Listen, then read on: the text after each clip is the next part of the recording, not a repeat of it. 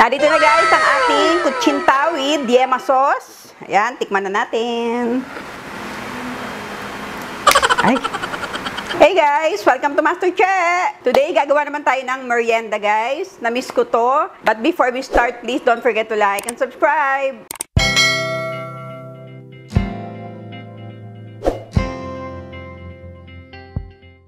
Gagawa tayo ngayon guys ng kutsinta. This time, gagawa tayo ng yema sauce instead na coconut, grated coconut. So, ang una lang natin gagawin ay imimix lang natin ang ating cassava flour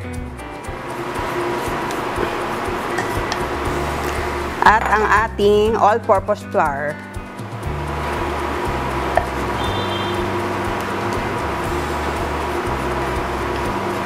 Lagay na rin natin ang ating sugar. And then, i-mix lang muna natin siyang mabuti bago tayo mag-add ng liquid.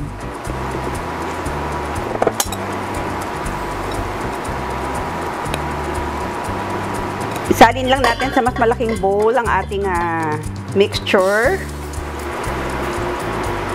Ngayon, pwede na natin ilagay ang ating water.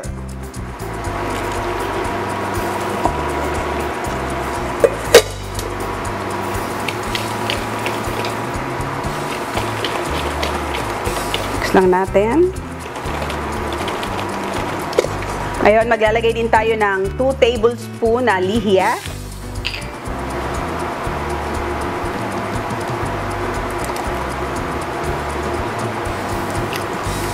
Lagay din tayo ng annatto powder para mas maganda yung kulay. Then, mix lang natin ulit.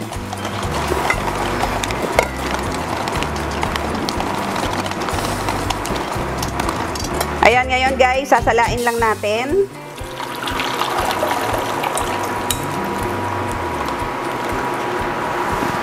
Ganyan lang natin mabuti para sumama pa yung iba nating flour. Ngayon, isa pa. Para talagang maganda yung texture ng ating kutsinta.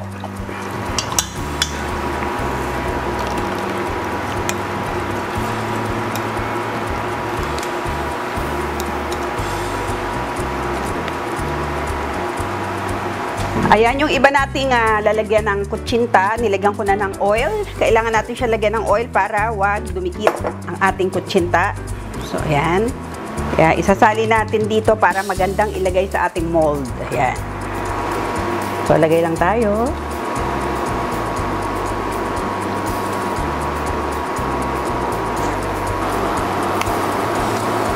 Ayan, ngayon guys, tatakpan lang natin ang ating kutsinta. After 15 minutes, babalikan natin. A few minutes later.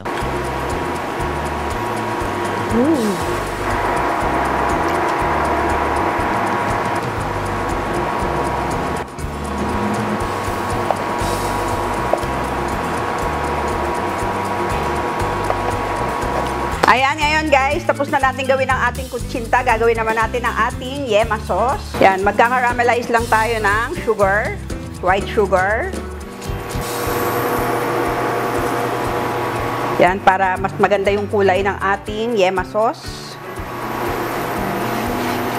Tayo lang natin mag-caramelize.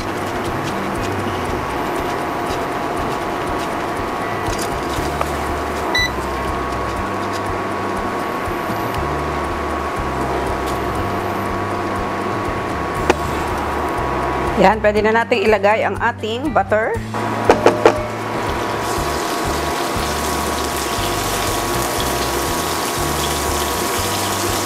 Yan.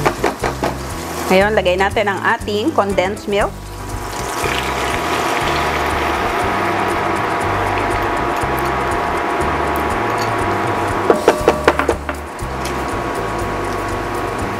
Yan, haluin lang natin.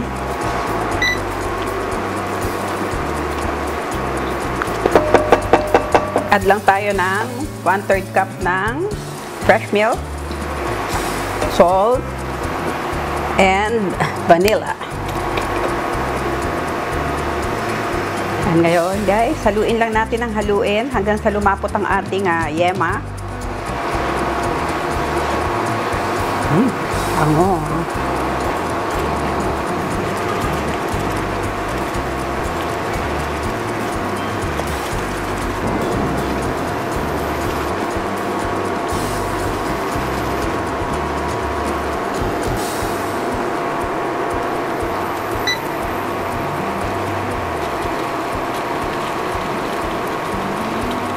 Narito na guys ang ating kutsinta with yema sauce. Ayan, tikman na natin. Konti lang para hindi masyadong sinful. Ayan guys, grabe, sobrang kunat niya.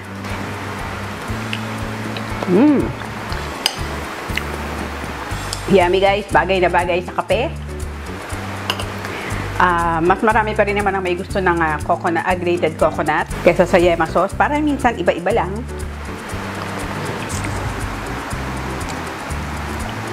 Sarap talaga ng kutsinta. Sana guys, nag-enjoy kayo sa ating kutsinta today. And please don't forget to like and subscribe and click the notification bell para every time may bagong video ay manonotify kayo. Thank you so much and God bless you all. See you again next week. Bye!